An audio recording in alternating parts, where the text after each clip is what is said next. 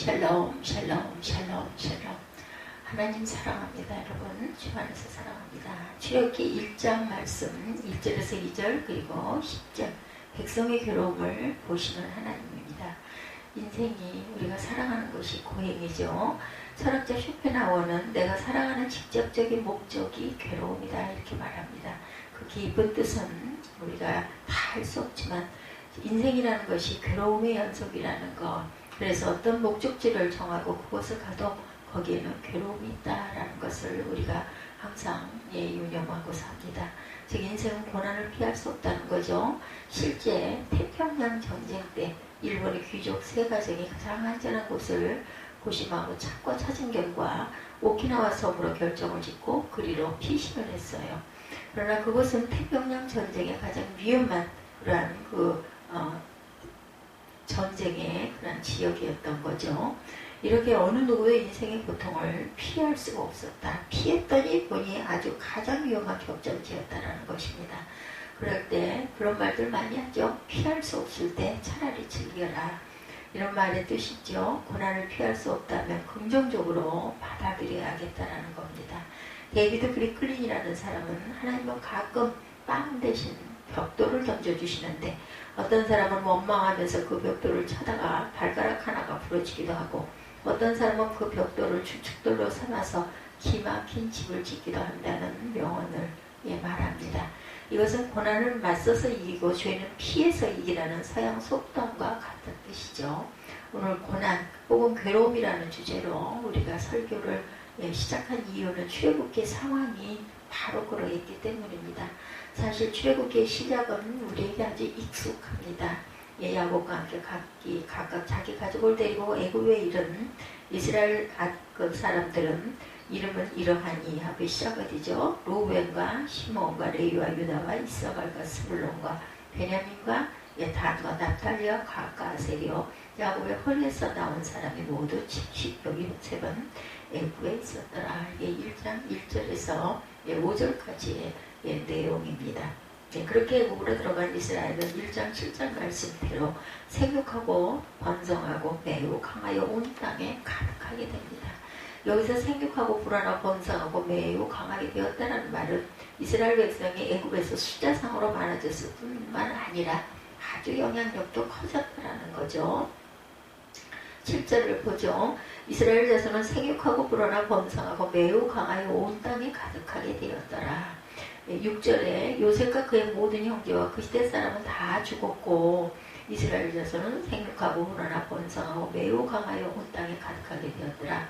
요셉을 알지 못하는 세왕이 일어나 애굽을 다스리더니 그가 그 백성에게 이르되 이 백성 이스라엘 자손이 우리보다 많고 강하다. 자 우리가 그들에게 대하여 지혜롭게 하자. 두렵건대 그들이 더 많게 되면 전쟁이 일어날 때 우리 대적과 합하여 우리와 싸우고 이 땅에서 나갈까 하노라 하고 감독들을 그들 위에 세우고 그들에게 무거운 짐을 지워 괴롭게 하여 그들에게 바로를 위하여 국고성 비동과 람셋을 건축하게 하니라. 그러나 학대를 받을수록 더욱 번성하여 퍼져나가니 애국 사람 이스라엘 자손으로 말미암아 근심하여 이스라엘 자손에게 일을 엄하게 시켜 어려운 노동으로 그들의 생활을 괴롭게 하니 14절이죠.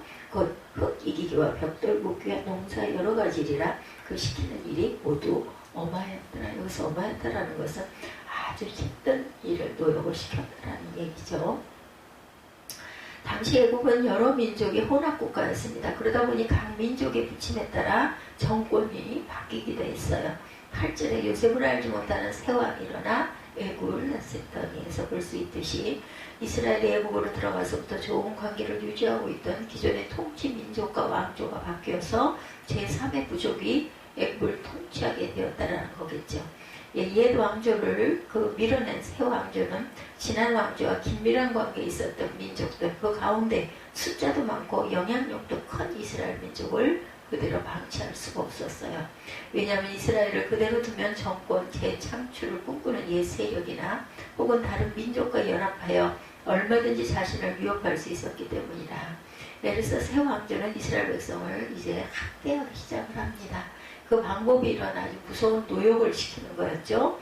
애굽 왕조 이스라엘한테는 크게 두 가지. 첫째는 이스라엘의 신분을 박탈하는 것. 또한 그 집안의 이야기를 좀 보면 통일신라 때 어느 집안에 중국에서 건너온 그런 진씨들, 고려시대 이자겸의 난에 석강공을 세워서 여양을 본으로 하는 정씨로 인정을 받았다고 합니다. 그런 성씨로, 여양을 본향으로 하는 게 정씨가 아니라 성씨로 인정을 받았다고 그래요. 그러면서 고려 이후 양자 지위를 계속 이어받고 갔어요. 이처럼 구국공신인 요셉으로 인하여 애굽에서 자리를 잡은 이스라엘은 그야말로 대접받는지만 평민 그 이상의 대우를 받았다는 거죠. 그러던 그들이 옛 왕조와 관계와 정권에 대한 가장 강력한 견제 세력이라는 이유로 신분을 박탈당하여 국가적인 토목 건축 현장의 막노동의 노예가 되었다는 것이죠. 그들이 동원되었던 공사 현장은 국고선 비동과 라암셋으로 이스라엘의 거주지역인 고센에 있는 것입니다. 여러분 그 유적의 현장들을 사진 그런 그리면서 보셨을 거예요. 비동과 라암셋을 건축하는 일은 이스라엘로서는 아주 감당하기 어려운 노역이었다고 하죠. 왜냐하면 이스라엘은 이런 일에 익숙하지 않은 사람들이었기 때문입니다. 그들은 비교적 혜택을 누린 사람들이었고 대다수는 목축업에 종사를 했어요. 그러니까 토목이나 건축 현장 일을 해본 경험이 없는 그들에게 그 일이 얼마나 견디기 힘든 고역이었는지 모릅니다. 공사 현장에서 그들이 몸으로 겪는 괴로움은 이루 말할 수가 없었죠. 흙 이기기, 벽돌 굽기, 성경에는 없지만 공사 현장으로부터 수백 킬로 떨어진 곳에서 돌을 캐고 나르고 쌓게 되면 정말 감당하기가 어려웠던 거죠. 11절에 감독들을 그들 위에 세우고 그들에게 무거운 짐을 주어 괴롭게 하여 라고 나타납니다.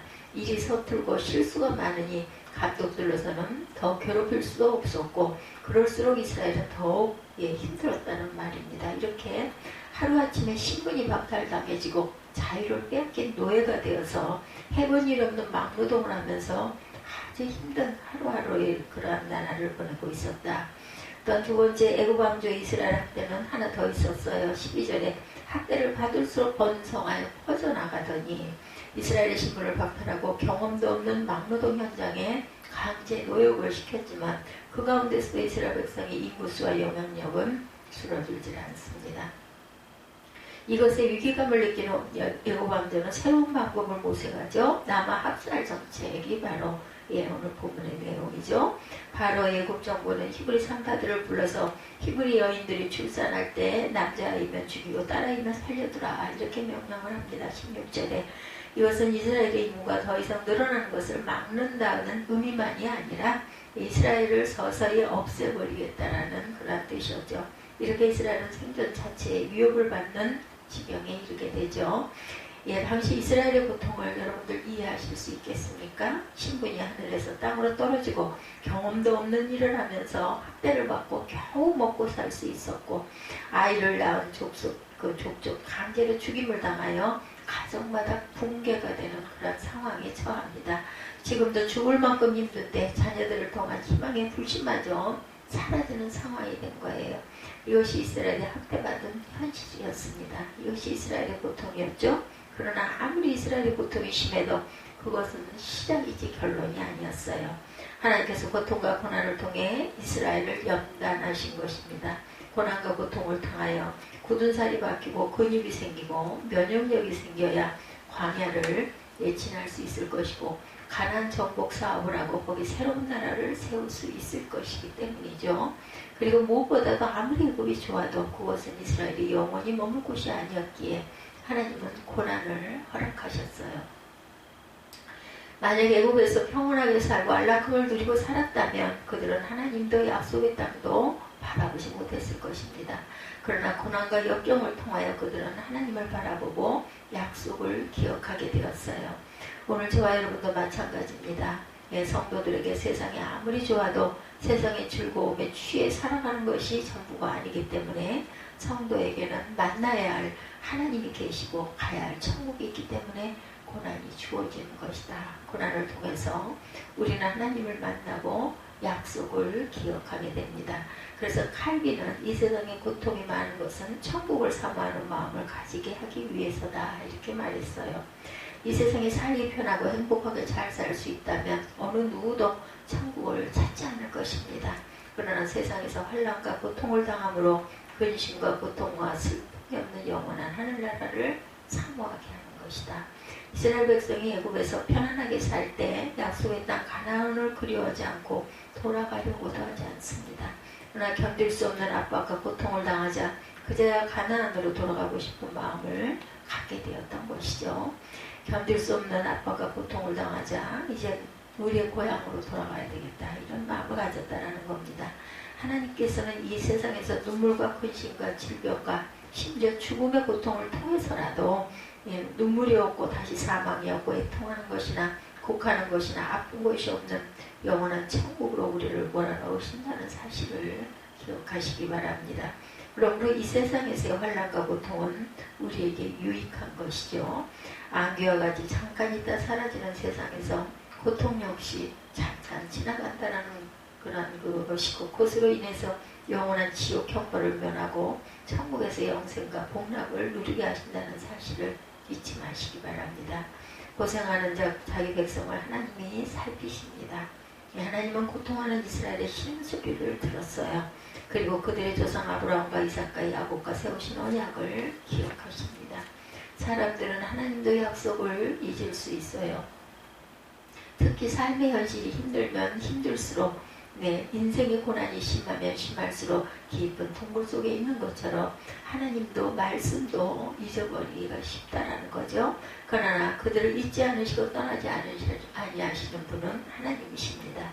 출애굽기 2장은 하나님께서 이스라엘의 구원을 위하여 준비하시는 것을 기록하고 있죠. 하나님께서 이스라엘이 학대당하는 것과 괴로움을 보시고 그것을 해결하기 위하여 준비하신 일은 한 아기를 보내신 일이었어요. 즉 모세의 출생과 과정과 연단입니다. 하나님은 당장의 고통과 절규와 신음소리에 반응하신 것이 아니라 하나님의 시간에 맞추어 구원의 역사를 시작하는 것이죠. 물론 모세를 낳은 모세의 부모도 몰랐을 것이고 모세 자신도 모세를 입양한 애굽의 공주도 몰랐을 것이에요. 그러나 하나님이 자기 백성을 그 고통에서 구원하시고 약속의 땅으로 이끄시기 위하여 준비하시는 분, 일하시는 분이죠. 오늘 본문의 모세 부모가 누구인지 이름을 밝히지는 않았지만 6장 20절에 가면 모세의 아버지는 아므람, 어머니의 이름은 요게벳이다 이렇게 밝혀집니다. 모세가 태어날 때 정황은 상당히 좋지 않았어요. 아까 위에서 본문에서 말한 것처럼 아들이면 죽이고 딸이면 살려들어, 이런 시대에 태어났습니다. 애굽 정부와 애굽 군대가 이스라엘의 모든 남자아이를 나일강에 던지라고 혈안이 되었기 때문이죠. 마치 메시아로 오신 예수를 죽이려고 2살 미만의 남자아이를 모조리 죽였던 예수 탄생 시대와 아주 흡사합니다. 그러나 하나님의 구원 계획은 어떤 방해도 차질이 없어요. 하나님은 레위 지파 중 경건한 사람인 아므람과 요게벳에게 첫째 자녀인 모세를 주셨어요. 2장 2절에 그 여자가 임신하여 아들을 낳으니 그가 잘생긴 것을 보고 석 달 동안 숨겼다, 이렇게 2장 2절에 나타나고 있죠. 오늘 본문이 1장에서부터 2장 10절까지의 내용입니다. 아므람 요게벳 부부가 셋째 아이를 낳고 그를 죽이지 않고 살린 이유가 그가 잘생겼기 때문이다, 이렇게 얘기합니다. 셋째 아이.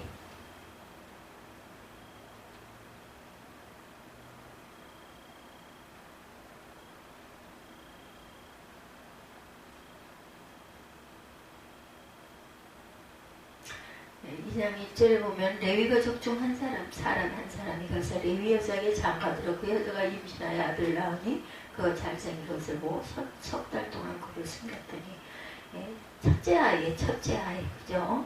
히브리서 11장 23절은 믿음으로 모세가 낳을 때 그 부모가 아름다운 아이를 보고 석 달 동안 숨겨 왕의 명령을 부수하지 않느냐 하였다, 이렇게 증거하죠. 그래서 그들의 행동은 단순히 아이가 귀엽고 예뻐서 내 자식이기 때문에 그렇게 한 것이 아니라는 그러한 뜻입니다.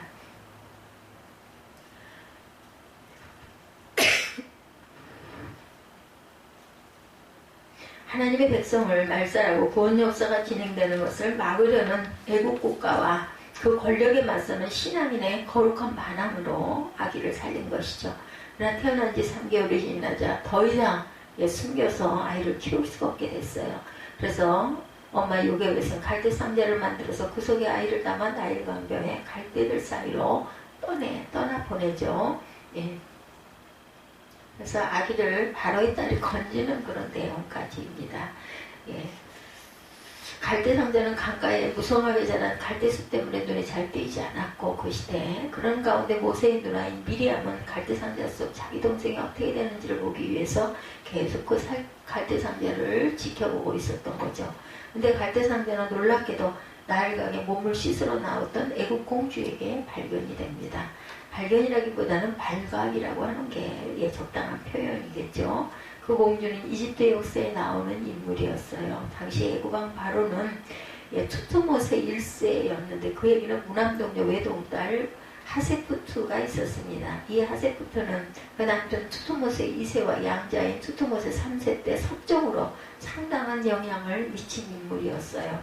사실 이 하세푸트 공주에게는 아들이 하나 있었는데 그녀가 투트모세 2세와 결혼하여 처음이자 마지막 아들이죠. 근데 그 아이가 그만 어려서 죽습니다. 바로 이 공주가 갈대상자에 대한 아기를 발견하게 된 거예요. 예, 최근 아기를 잃은 슬픔과 공허함으로 이스라엘의 아기인 줄 알고서도 양자로 입양하여 키울 마음이 그 속에 생긴 거죠. 하나님의 섭리입니다. 적의 품 안이 가장 안전하다는 말이 있듯이 예, 설마 우리 내부에라는 생각으로 자신들의 원수가 있을 거라는 생각을 안 하죠. 그래서 우리 속담에 등잔 밑이 어둡다 이런 말도 있죠. 하나님은 당시 이스라엘 가장 적대적인 세력이고 이스라엘 말살을 계획하고 있던 정부의 핵심에서 모세가 자라도록 섭리하신 거죠. 절대자인 딸인 공주가 갈대상자 안에 있던 자기 동생을 발견한 것과 히브리인의 아기인 줄 알면서도 측은히 여기 안아드는 모습을 본 누나 미리암은 기지를 발휘합니다.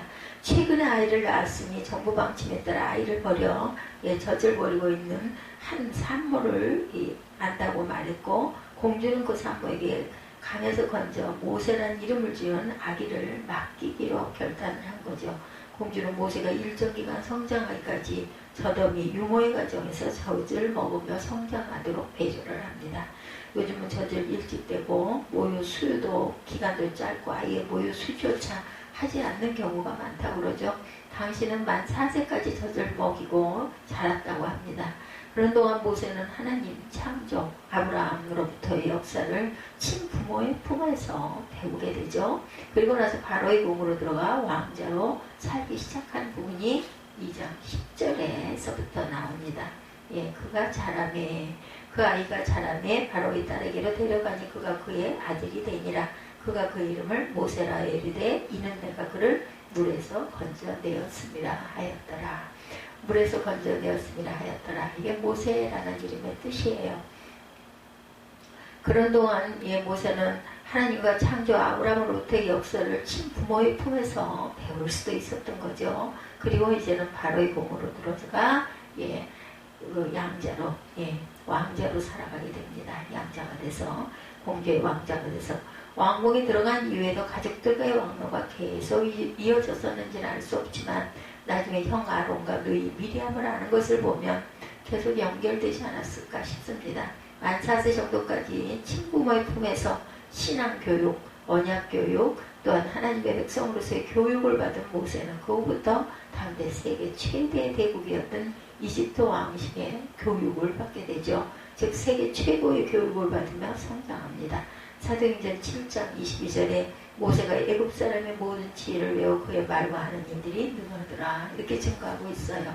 그는 공주의 아들로 역사와 철학과 고전 등 인문학 교육을 받았을 것이고 천문지리, 토목, 기학 등과 정치, 외교, 리더십을 배웠겠죠. 이렇게 모세는 하나님의 말씀에 따른 지혜만이 아니라 일반에서 말하는 최고의 지혜와 학문을 배우죠. 여기서 여러분은 모세는 참 복이 많다. 다른 아이들은 다 죽었는데 혼자 살아남았을 뿐만 아니라 왕자가 되고 신앙과 또한 세상 학문 모든 분야에서 최고의 기회를 누렸다. 이렇게 생각해서는 안 된다라는 것. 오늘 본문에서 모세가 보여주는 것은 모세를 통하여 하나님께서 보여주는 것은 과연 무엇일까? 그것은 자기 백성의 괴로움을 돌아보고 그것을 해결하시는 하나님의 준비의 완벽성을 우리가 꿰뚫어 봐야 된다는 거죠. 하나님은 자기 백성을 위하여 최고 최선을 다하십니다. 그런 면에서 출애굽기 1장 2절은 아주 감동이죠. 하나님은 우리의 고생을 해결하시는 분이다. 예, 전문가들은 고통 중에 있는 사람에게 해줄 수 있는 최상의 일은 함께 있어주는 일이라고 말합니다. 사랑한다고 수백 번 말하는 것보다 고통스러울 때 함께 있어주는 것이 더욱 가치 있는 일이라는 거죠. 전문 상담가가 말합니다. 상담에서 가장 중요한 일은 고통의 소리를 들어주는 일이고 그것을 알아주는 일이다. 고통 속에 있는 사람에게 가장 필요한 것은 누군가 자기 곁에 있어주는 것이죠. 아니 어떤 사람이 고통 가운데 있음에도 불구하고 어느 누구도 자신의 고통을 알아주지 않고 자신의 소리를 들어주지 않는다면 바로 그것이 그의 가장 큰 고통일 것입니다. 이스라엘의 고통에 누가 함께 계셨어요? 그들의 고통의 현장을 누가 보고 계셨습니까? 그들의 신음소리를 누가 듣고 있었습니까? 하나님께서 보고 듣고 계셨다는 거죠. 그리고 하나님께서 해결책을 준비하고 계셨다. 그와 같이 하나님께서 여러분의 고통도 보고 계심을 믿으시기 바랍니다. 그리고 하나님께서 이미 여러분의 문제를 해결하시기 위하여 일을 시작하셨음을 이미 완벽한 준비를 하고 계심을 믿으시기 바랍니다. 이것이 여러분을 향한 하나님의 사랑이라는 것을 잊지 않는 저와 여러분이 되시기를 주님의 이름으로 축복합니다. 기도하시겠습니다.